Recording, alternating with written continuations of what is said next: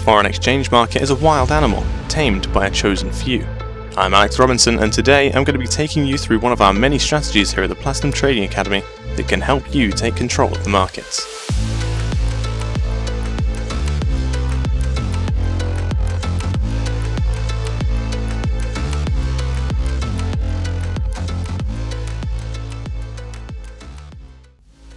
When using our trading system, it's important to understand the purpose of each of the various buy and sell zones.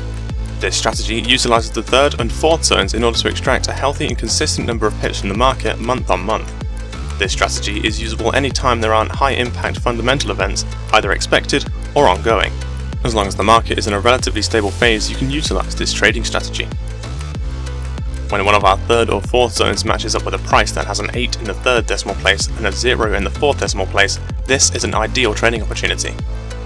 We simply place a 1-to-1 risk-to-reward trade at 20 pips either side and let the markets play out.